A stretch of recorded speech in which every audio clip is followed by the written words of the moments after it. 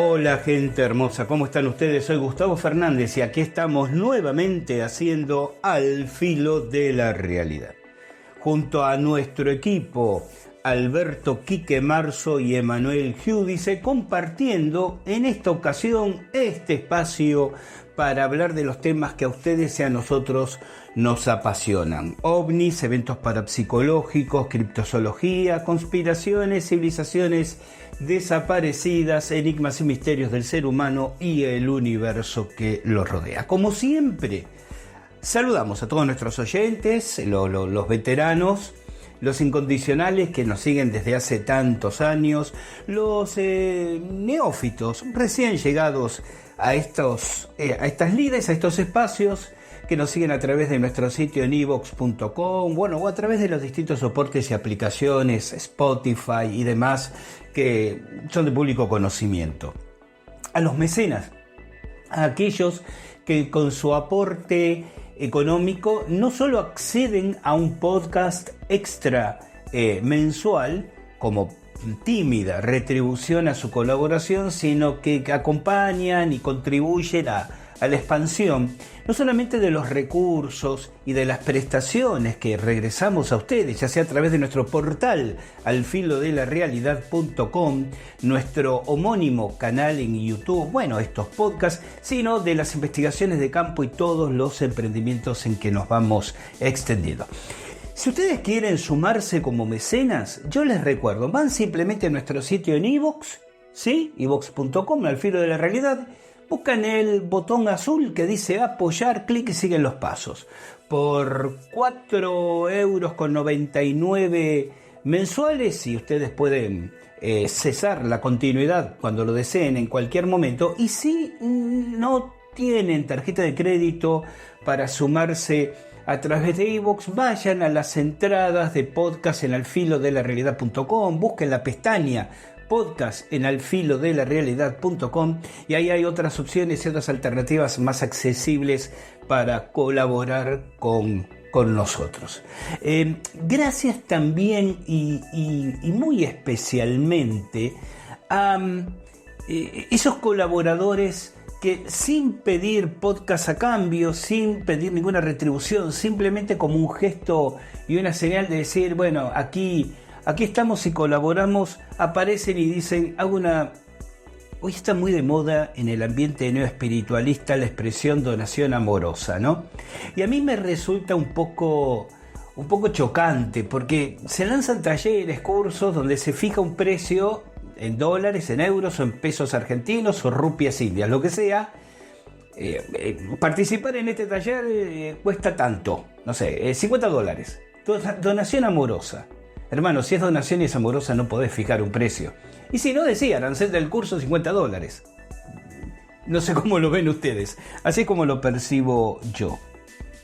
Y bueno, pero como les decía, aquí nos encontramos episódicamente con oyentes que dicen, hago un aporte, de algo va a servir. Entonces me dije, de ahora en más, además de agradecer, como hacemos personalmente, creo que merecen ser mencionados. Así que este mes vaya el agradecimiento para Gabriel Álvarez, quien se acercó y así de corazón dijo, tomen una colaboración por todo el esfuerzo y el trabajo de tantos años que están haciendo. Gracias, Gabriel, gracias. Bien, y gracias también a las emisoras que retransmiten al filo de la realidad. Radio Vox, de nuestro querido amigo Orlando Rodríguez en Texas, Estados Unidos, Edenex de Alberto Guzmán en España, la radio de la historia y el misterio también en España, Radio OVNI Argentina en provincia de Corrientes, Argentina, de Pablito Omastod, y desde hace unos programas, y yo no lo he mencionado, y esto es nobleza obliga, y también disculparme, simplemente ustedes saben que los programas, si bien yo reúne información previa a la grabación, son absolutamente espontáneos, informales. Acá no se sigue algo guionado y se me chispoteó, como diría el Chavo, comentarlo en un par de programas pasados, a la gente de Frecuencia Oculta. Frecuencia Oculta, fundada por Juan Benz y Mafe Marchesi, es una emisora online 24/7, ¿sí? Que ustedes pueden encontrar en seno.com seno.fm, seno con S, seno.fm/radio/frecuencia-medio oculta, ¿sí? O van a las redes @frecuencia oculta o los links en la entrada de este podcast en nuestro portal, que, como les decía, tienen en su grilla de programación gente interesantísima en el mundo del misterio y demás. Y entre todo eso, anda por ahí también Al Filo de la Realidad. A todos, a cada uno, gracias, porque como siempre decimos, sin ustedes allí, nosotros aquí, ¿para qué? Bueno, aquí estamos avanzando, entre otras cosas, ya está absolutamente en marcha la impresión de estos 2 nuevos libros de la colección Al Filo de la Realidad.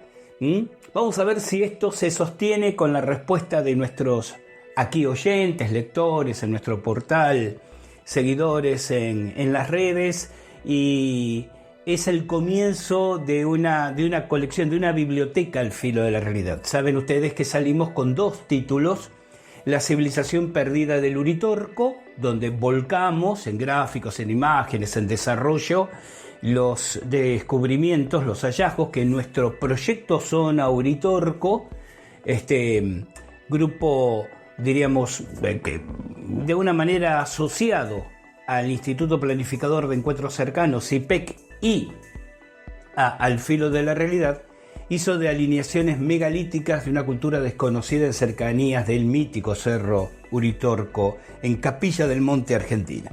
Y casi simultáneamente El Sendero del Temazcal, un libro en parte autobiográfico, en parte introductorio a la técnica, rituales, tradición e historia de la ceremonia del Temazcal. Este segundo libro, El Sendero del Temazcal, que estamos desarrollando como iniciativa junto a este hermano que la vida me ha traído hace años, que es José Luis Garcés, desde Ecuador. Se va a presentar a partir de enero, lo vamos a presentar en Ecuador, en Colombia, además obviamente estar disponible en Argentina, pero también los 2 títulos van a estar disponibles en ediciones en papel y digital a través de Amazon. Ya les vamos a ir dando precisiones, enlaces, anticipos y demás, ¿no? Pero aquí estamos empeñadísimos en esto. Y otras novedades, y este es el momento en que me muerdo la lengua para no adelantarme antes que las cosas estén concretadas, pero me parece que a la vuelta de 2 podcasts o 3 podcasts más se las voy a estar contando. Bien. Nos preparamos para entrar en el tema de hoy y nos ponemos más formales y más serios, porque es un tema apasionante desde lo parapsicológico, pero que viene asociado a una terrible tragedia: el desastre del campamento de los Alfaques en Tarragona, España, en el año 1978. Vamos a ir a la pausa, ¿sí?, habitual en este programa, y cuando regresemos continuamos en Al Filo de la Realidad.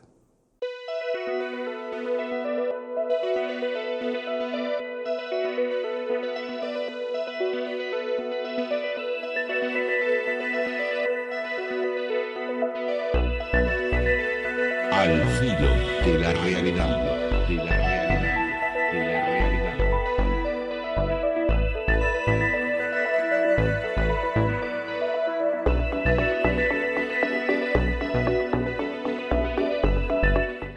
Hola, soy Gustavo Fernández. Estoy aquí para invitarte a nuestra propuesta cultural de cursos virtuales. Sí, posiblemente te interese más compartir cursos presenciales, pero ocurre que en ocasiones, por la distancia, por la ubicación geográfica, por las propias agendas de compromisos, eso no nos es posible en lo inmediato. Entonces, están a disposición los cursos virtuales, videos grabados de mis cursos a través de estos años. Sea para ingresar en una nueva dimensión de conocimiento, sea para reforzar conocimientos que ya tiene, extenderlos o ampliarlos, tenemos hoy por hoy 13 propuestas que pueden interesarte. Te cuento, Nuestro habitual, tradicional, nuestra nave insignia, el profesorado en parapsicología aplicada, el más extenso, que ha tenido 2 años de duración a través de los años, ahora disponible en video.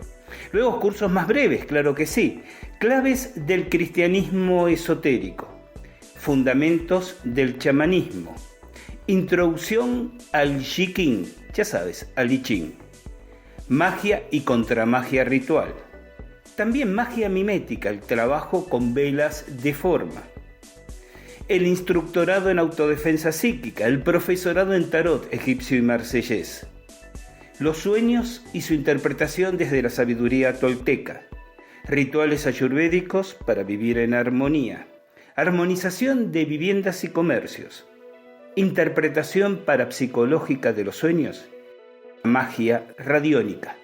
Una manera superlativa de entender la radiónica en sus entronques, paralelismos y mutuas extrapolaciones con la magia ceremonial.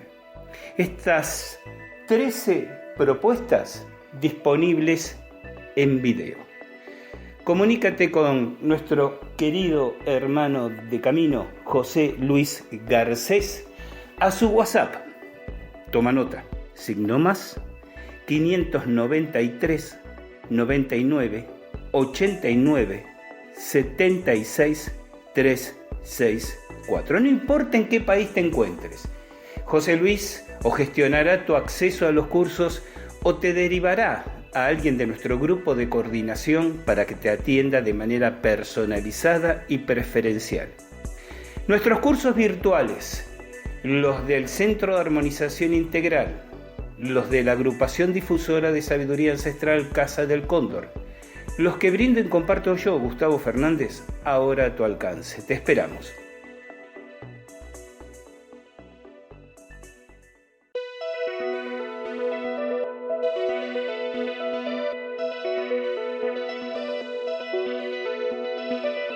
Hola, ¿cómo estás? Tal vez hace poco tiempo que estás escuchando Al Filo de la Realidad.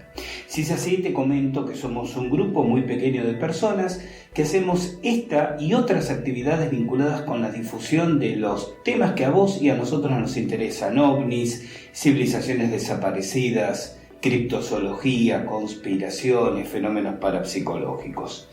Hacemos esta difusión como una manera de poner en el escenario de los interesados el resultado de las investigaciones que realizamos. Pero no te estoy comentando nada nuevo, nada que no hayas escuchado ya en Al Filo de la Realidad. Lo que sí te comento es que estas actividades las realizamos absolutamente financiadas con nuestros propios bolsillos. Y si sos uno de los incondicionales, de aquellos que nos vienen escuchando desde hace años, no hay nada nuevo que tenga para decirte porque ya nos conoces. Entonces, a unos y a otros, estoy aquí para pedirles que nos den una mano, para que nos acerquen su colaboración libre, voluntaria. Vas a encontrar por ahí un botón de color azul que dice apoyar. Eso nos permitirá contar con una muy pequeña contribución de tu parte, que sumado en el conjunto de quienes quieran acompañarnos, nos va a permitir acelerar investigaciones, pagar determinados análisis técnicos, poder cubrir gastos de viajes que igual seguirán saliendo de nuestros bolsillos, pero desde ese momento de una manera un poco más aliviada. Si a vos te interesa, si a vos te importa el esfuerzo que hacemos, si de alguna manera te suma algo lo que te devolvemos a través de este espacio, apoyanos. Y vas a tener acceso a un podcast extra mensual como una manera de corresponder, de expresar nuestra gratitud. Gracias por estar ahí.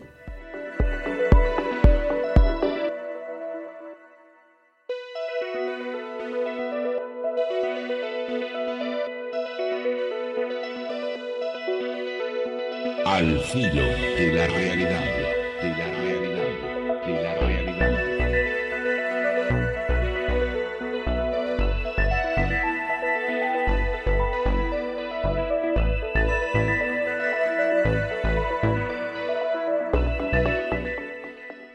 Y estamos aquí entonces en Al Filo de la Realidad, comenzando a introducirnos en el tema que da título a nuestro encuentro: los espectros de la tragedia de los Alfaques.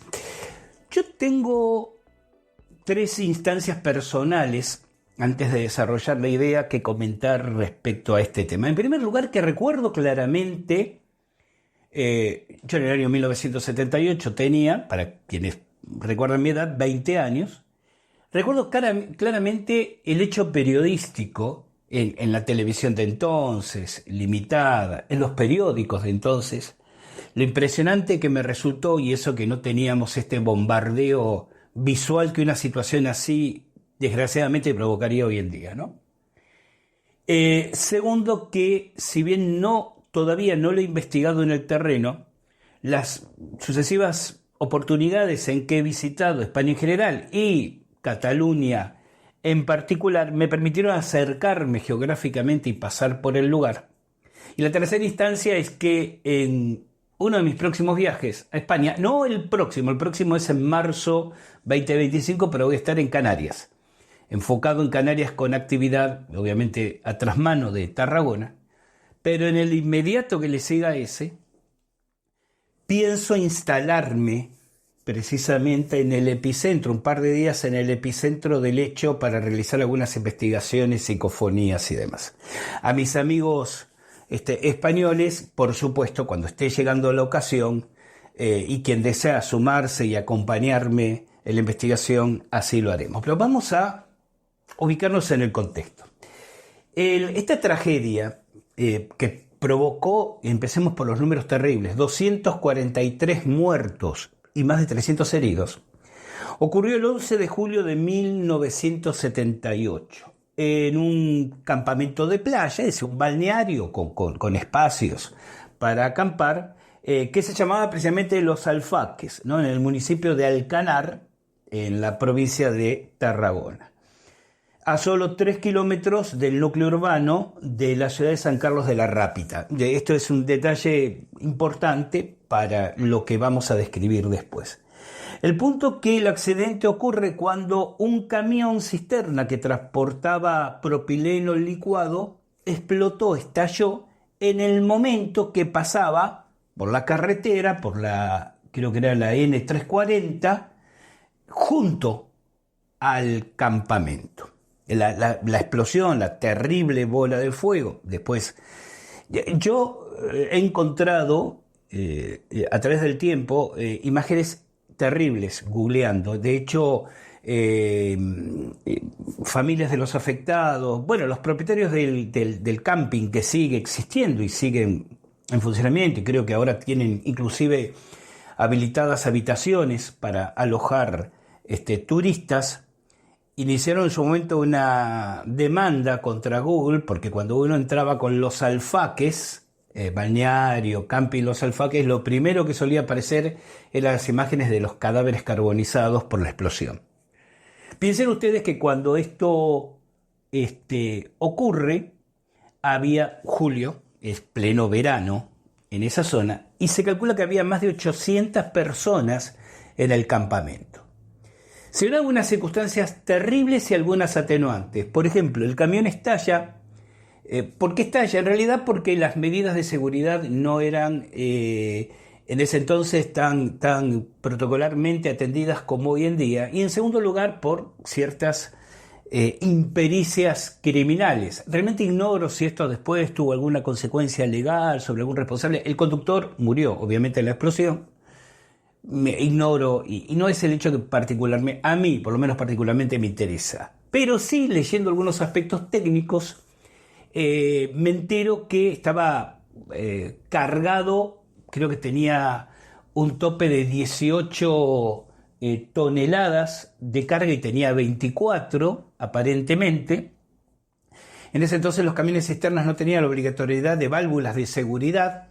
Entonces parece ser que hubo una falla en la soldura del tanque, hubo pérdida del gas, al contacto con el aire se licúa, el gas se hace líquido y una chispa desencadenó el desastre. Un atenuante es que el estallido ocurrió aproximadamente un minuto después que el camión cisterna había pasado por el centro de San Carlos de la Rápita. Por eso les dije antes, este es un detalle a considerar después. Porque si bien esta tragedia es terrible, es impresionante, si hubiera ocurrido un minuto antes, habría tenido proporciones apocalípticas. Las malas contingencias, según los peritajes técnicos, hicieron que el estallido partiera al camión por la mitad. La parte delantera salió disparada, convertida obviamente en una bola de fuego, 200 metros hacia adelante por la carretera. La parte trasera salió disparada 200 metros hacia atrás, pero la rotura se produjo del lado del campamento. Entonces, es como la tobera de un cohete, ¿no? La llamarada y la explosión no salió tanto hacia arriba, sino lateralmente en dirección al campamento. Como les decía antes, se calcula que entre 800 y 900 personas, familias enteras, muchos extranjeros, turistas, estaban acampando en el lugar. La bola de fuego se estima que tenía medio kilómetro de diámetro y alcanzó temperaturas superiores a 2000 grados, lo que provocó que estallaran las garrafas, bombonas, como ustedes las llamen, de gas, que muchos campistas tenían para preparar sus comidas. Había trailers, había casitas rodantes, ¿no? Motorhome. Entonces se produjo una serie de explosiones en cadena que empeoró. Tanto es así que se afirma que hasta cierta distancia en el mar el agua hirvió por la temperatura, siendo trágico para mucha gente que, encendida a fuego, corrió hacia el mar para tratar de apagar las llamas y en realidad se arrojaron en agua hirviendo. Es truculento describirlo así, pero es para que tengan la dimensión de la tragedia y lo que vamos a hablar después. Por eso yo les decía que cuando allá en 1978 yo me entero por la prensa, me resultó impactante y es un tema en el cual, vieron que a veces en la vida uno vuelve a pensar en ciertas cosas y uno dice, ¿por qué me estoy acordando de esto que leí o vi en televisión hace tantos años? O me acordé de aquel suceso, evidentemente porque tienen un efecto de impacto, ¿no? Y acá hay muchos condimentos, aún dejando lo parapsicológico de lado, que fíjense que todavía no hemos hablado de ello. El hecho de las familias trágicamente cercenadas, muchísimos niños, toda esta gente en actitud vacacional, desprotegida, porque obviamente no había paredones de contención, no estaban dentro de edificaciones que de alguna manera resultaran un parapeto contra la explosión. Fue literalmente como si hubiera caído una bomba en un bombardeo, ¿no? Bombas de napalm sobre una población a cielo abierto que además no tuvo tiempo de reaccionar y escapar en ninguna dirección. La única dirección que algunos pobres diablos tuvieron fue correr hacia el mar y encima encontrarse con esto de que por algunos minutos el agua hirvió. Y por eso les decía, y es realmente muy desagradable. Yo sé que hay un morbo en decir voy a ver, pero es muy desagradable ver imágenes, además de la destrucción del estado de los cuerpos. 158 personas murieron instantáneamente y subieron a 243 en los días siguientes a efectos de las terribles quemaduras por la explosión. Además de más de 300 heridos. Esto es entonces el accidente, la tragedia de los alfaques. Un balneario, un campamento de playa, como les decía, que sigue habilitado. Y por eso mi intención, y ahora entro en el aspecto parapsicológico de la cosa, es en el próximo viaje a Cataluña, hacerme unos 2 o 3 días mínimamente para ir e instalarme en el campamento, alojarme como turista, pero reunir testimonios, hacer mediciones, tratar de realizar psicofonías. ¿Y por qué lo de las psicofonías? Porque vamos ahora a los aspectos parapsicológicos. A partir de que eso ocurriera y hasta la actualidad, Los Alfaques se transforma posiblemente en el punto parapsicológico más caliente de España. Ustedes habrán oído hablar de las caras de Belmes de la Moraleda, de las apariciones de ovnis en Montserrat, y todo seguramente tiene una enorme cuota de interés, de credibilidad, de continuidad en el tiempo. Pero por lo que he investigado a distancia, diríamos, hasta ahora, y por eso mi interés particular en los alfaques y compartir este interés con ustedes, es que no hay gran casuística a nivel mundial que repita dos constantes. La cantidad de testigos, porque, gente, estamos hablando de, ¿cuánto? De 46 años que ocurrió la tragedia. La cantidad de testigos en estos 46 años y la simultánea manifestación colectiva de apariciones. Es decir, ¿qué es lo que ves la gente? Hay casos que son muy conocidos. El programa de Iker Jiménez, por ejemplo, Milenio 3 ha presentado varios. De hecho, fue Jiménez el primero que instala el tema a nivel nacional cuando un árbitro de fútbol llamado Javier Martín Moraleda se comunica con la producción para decir lo que él había visto. Es el primer caso que voy a contar. Pero luego hubo infinidad de testigos. Claro, aquí también hay que entender lo que ocurre localmente. Es un tema urticante. No estamos hablando de aparición de ovnis, donde hasta puede haber una cierta picardía local de compartir historias y estimular la difusión porque sirve para atraer al turista. Aquí se está hablando de 243 víctimas, en realidad más de casi 600 víctimas, contando los heridos y demás. Entonces, es entendible que los propietarios del camping, digamos, las autoridades locales de la ciudad, del municipio, no quieran dar pábulo a estos comentarios. Y que la misma gente que ha sido testigo tenga un tema conflictivo, ¿no? Es decir, yo he visto esto, pero si hablo de que vi fantasmas, la gente, y no hablemos de los deudos y los familiares de las víctimas, puede enojarse porque lo puede interpretar como una banalización de lo que ocurrió. Eso me hace recordar algo que yo viví en carne propia, cuando junto con Tomás Latino publicamos allá en el año 2002 OVNI sobre las Torres Gemelas. Yo recibía, en ese entonces eran tiempos de emails, no había redes sociales, recibía mail de gente que decía que falta de respeto, hablar de esta tragedia, y qué culpa tengo yo si los ovnis aparecieron, más allá del debate de la naturaleza de esos ovnis. Esa es otra historia, ¿no? Pero lo reportábamos la documentación que habíamos recogido. Documentación que, como yo expliqué en ese libro, no es que alguien me lo pasó por debajo de la puerta de forma anónima, sino era el reanálisis de todos los videos que en tiempo real se estaban transmitiendo del lugar.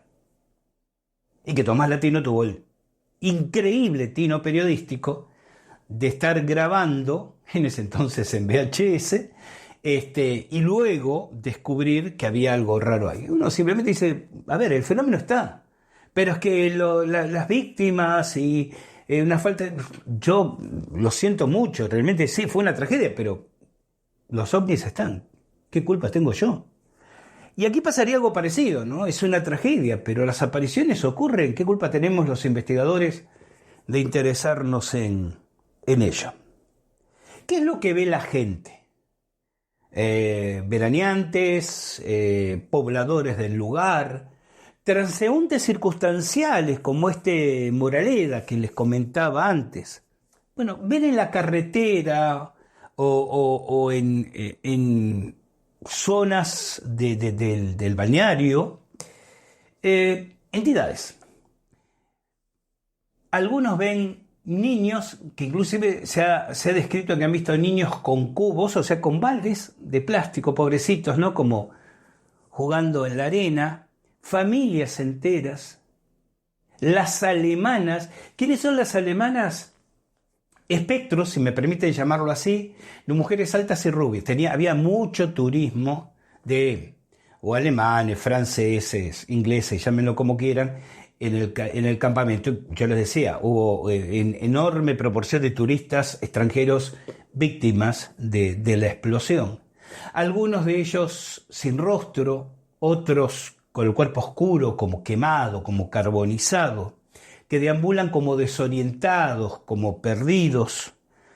Y esto que insisto, no son individuos aislados. Nosotros tenemos un caso aquí cerca de la ciudad de Paraná, que tenemos en vía de investigación con nuestro equipo, donde hay también un caso de aparición colectiva, que en realidad son 3 personas, en una ruta, en el campo, de noche, bajo ciertas contingencias climatológicas, aparece lo que parece ser un hombre de camisa blanca caminando por el medio de la ruta, y en ocasiones se lo has visto con 2 niños pequeños. Y las fuentes retrotraen a una tragedia que hubo en una ocasión donde un hombre con sus 2 pequeños hijos estaba de noche esperando, haciendo stopping, esperando que alguien le recogiera, y un conductor imprudente se salió de carril, los atropelló y los mata a los 3, ¿no?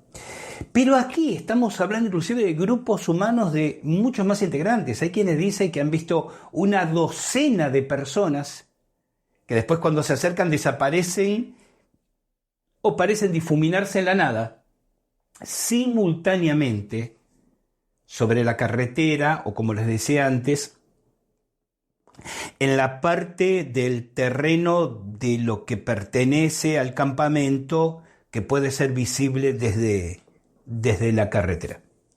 Lo que se ve del campamento, uno puede pensar algún turista que sale a caminar a la noche, y la predisposición por todo este marco que estamos hablando hace que si alguien ve una silueta caminando cerca de la carretera, en el área del balneario, lo confunda con una aparición.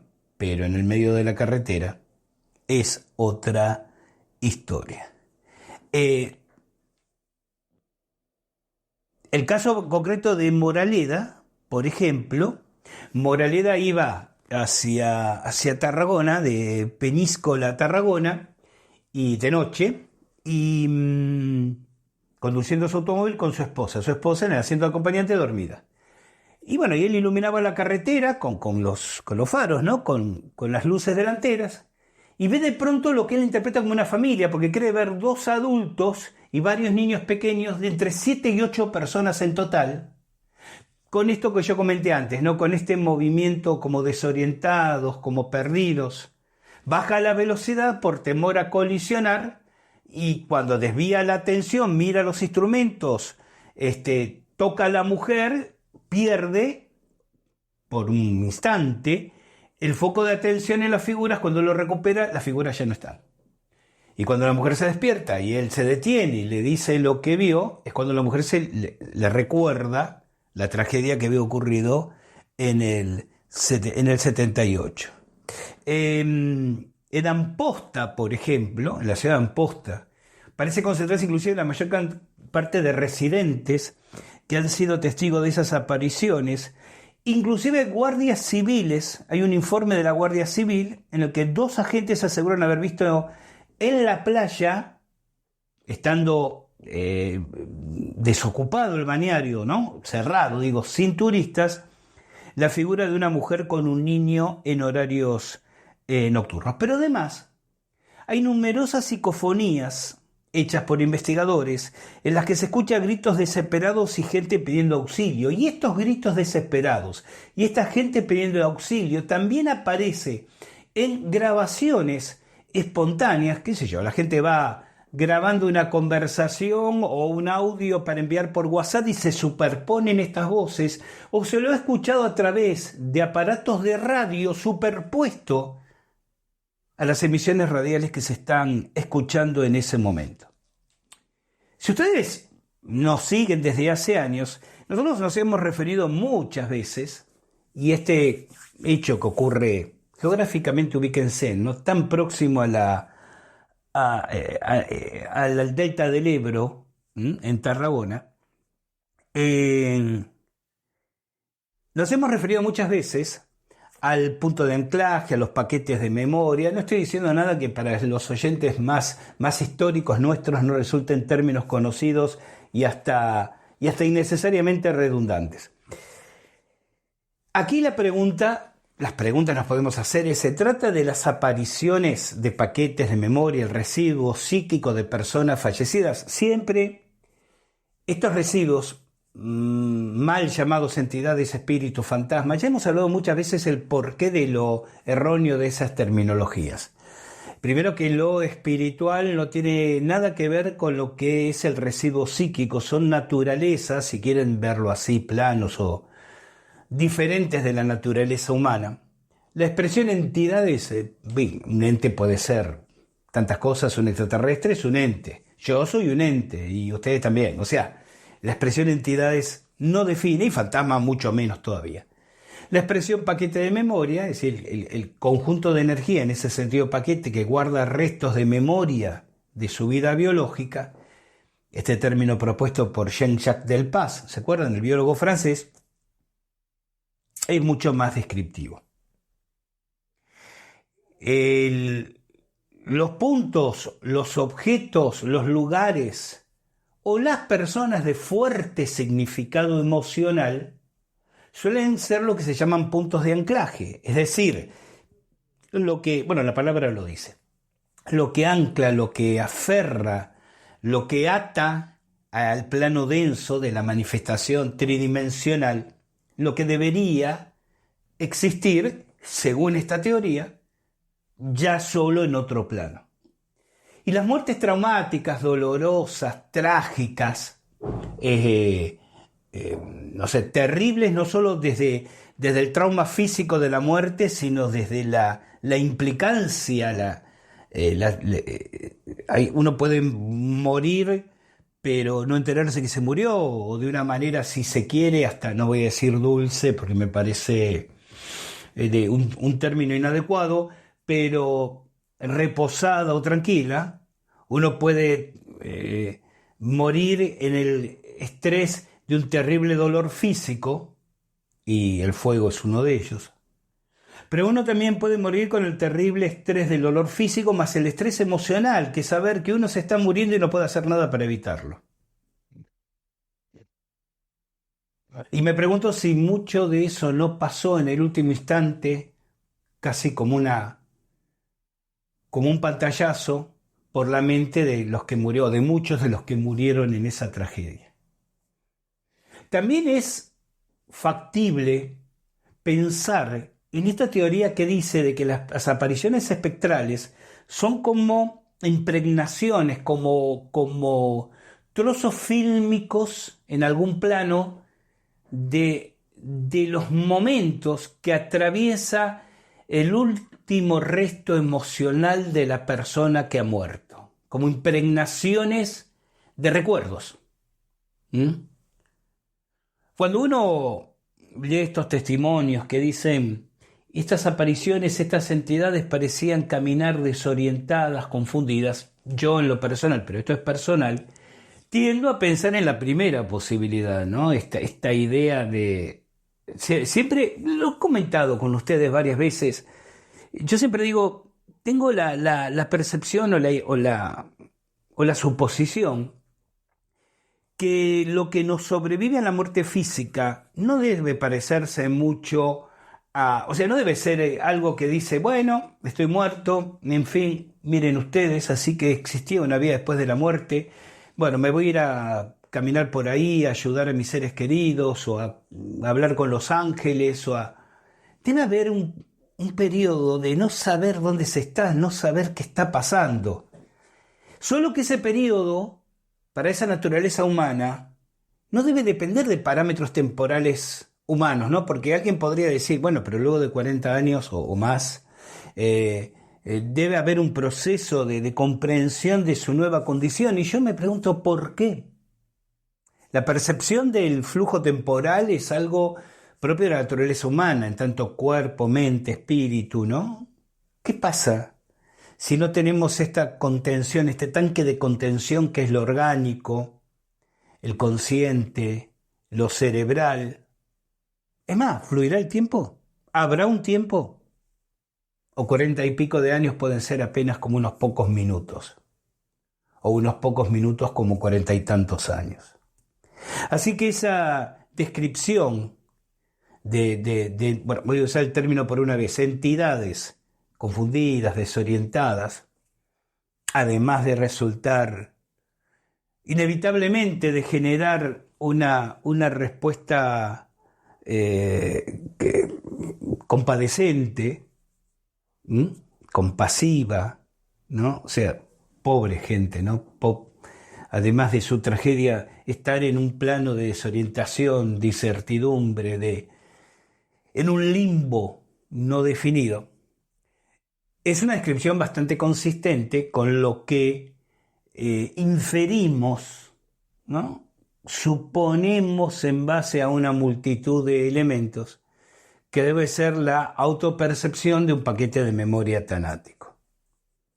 De cualquier manera, y en todos los casos, y más allá de todos los devaneos interpretativos, que muchas veces son, yo diría, devaneos egoicos por tratar de poner en palabras y llamar la atención sobre la riqueza de las elucubraciones que puedo hacer de un tema que no entiendo absolutamente nada, pero del cual todos alguna vez vamos a tener una idea porque nos va a llegar el momento, es anecdóticamente, evidencialmente, ¿no? En cuanto a la oportunidad de reunir evidencias, uno de los casos más interesantes, aunque sean de los menos conocidos, que presenta la historia mundial de la investigación parapsicológica.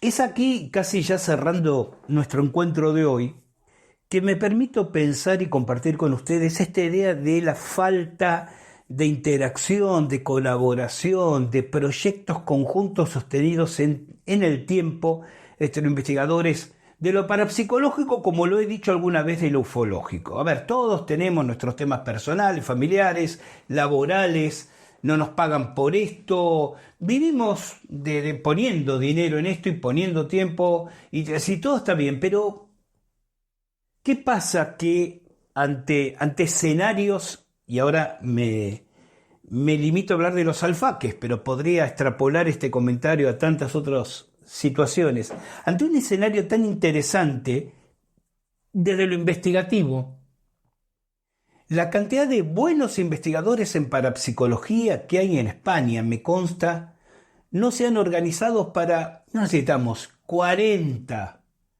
investigadores 24/7 instalados en los alfaques.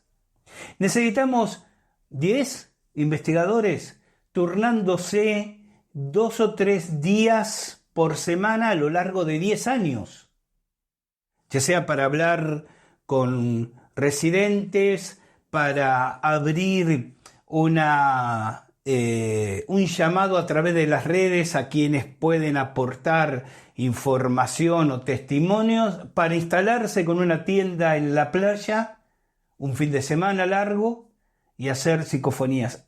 Eso sostenido en el tiempo por un grupo reducido, estoy seguro, nos habría dado, no sé si alguna respuesta, pero ideas para hacer mejores preguntas. Sobre el caso de los alfaques en particular, sobre eventos parapsicológicos en general, y sobre la gran pregunta, ¿hay una vida después de la muerte? En lo universal.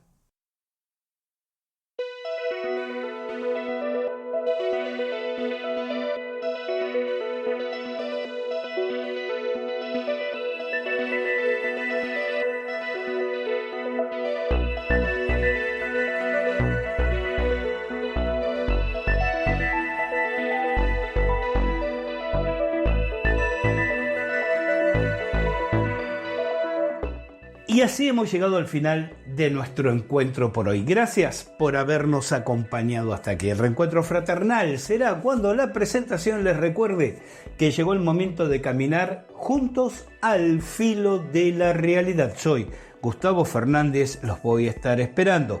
Cuídense mucho, no anden en cosas raras, pórtense bien. Y si se portan mal, borren las evidencias. Y sobre todo recuerden que de la puerta de calle hacia afuera hay una vida que está esperando y merece la pena ser vivida. Chao, hasta nuestro próximo encuentro.